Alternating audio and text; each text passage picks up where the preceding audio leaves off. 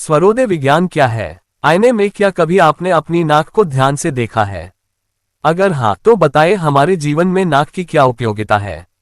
इस प्रश्न का उत्तर देने के बाद ही आगे बढ़ें। यदि आपका उत्तर भी यही है कि नाक हमारी प्रमुख ज्ञानेंद्रिय है, इसके द्वारा हम गंध की पहचान एवं आवश्यक प्राणवायु ग्रहण करते हैं, तो आज तक आप एक महत्वपूर्ण एवं लाभदायक विज्ञान से अनभिज्ञ हैं। इसके विपरीत यदि आपके उत्तर में स्वर विज्ञान या स्वरोदय विज्ञान का भी उल्लेख है, तो निश्चित ही आप भाग्यवान हैं एवं ईश्वर के कृपापात्र हैं, क्योंकि स्वर विज्ञान को जानने वाला कभी भी विपरीत परिस्थितियों में नहीं फंसता और फंस भी जाए तो आसानी से विपरीत परिस्थितियों को अपने अनुकूल बनाकर बाहर निकल जाता है। स्वर विज्ञान एक बहुत ही आसान विद्या है। इस विद्या को प्रसिद्ध स्वर साधक योगीराज यशपाल जी ने विज्ञान कहकर सुशोभित किया है।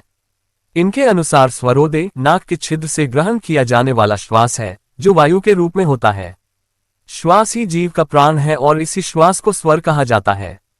स्वर के चलने की क्रिया को उदय होना मानकर स्वरोदय कहा गया है तथा विज्ञान, जिसमें कुछ विधियां बताई गई हो और विषय के रहस्य को समझने का प्रयास हो, उसे विज्ञान कहा जाता है। स्वरोदय विज्ञान एक आसान प्रणाली है जिसे प्रत्येक श्वास लेने वाला जीव प्रयोग में ला सकता है। स्वरोदय अपने आप में पूर्ण विज्ञान है। इसके ज्ञान मात्र से ही व्यक्ति अनेक लाभों से लाभान्वित होने लगता है। इसका लाभ प्राप्त करने के लिए आपको कोई कठिन गणित, साधना, यंत्र जाप, उपवास या कठिन तपस्या की आवश्यकता नहीं होती है। आपको केवल श्वास की गति एवं दिशा की स्थिति ज्ञात करने का अभ्यास मात्र करना है। यह विद्या इतनी सरल है कि अगर थोड़ी लगन एवं आस्था से इसका अध्ययन या अभ्यास किया जाए तो जीवन पर्यंत इसके असंख्य लाभों से अभिभूत हुआ जा सकता है। सूर्य, चंद्र और सुषुम्ना स्वर। सर्वप्रथम हाथों द्वारा नाक के छिद्रों से बाहर निकलती हुई श्वास को महसूस करने का प्रयत्न कीजिए।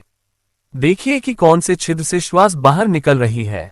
स्वरोदय विज्ञान के अनुसार अगर श्वास दाहिने छिद्र से बाहर निकल रही है तो यह सूर्य स्वर होगा। इसके विपरीत यदि श्वास बाएं छिद्र से निकल रही है तो यह चंद्र स्वर होगा एवं यदि जब दोनों छिद्रों से निश्वास निकलता महसूस करें तो यह सुषुम्ना स्वर कहलाएगा। श्वास के बाहर निकलने की उपरोक्त तीनों क्रियाएं ही स्वरोदय विज्ञान का आधार हैं। सूर्य स्वर पुरुष प्रधान है। इसका रंग काला है। ये शिव स्वरूप है। इसके विपरीत चंद्र स्वर स्त्री प्रधान है एवं इसका रंग गोरा है। ये शक्ति अर्थात पार्वती का रूप है। इड़ा नाड़ी शरीर के बाईं तरफ स्थित है तथा पिंगला नाड़ी दाहिनी तरफ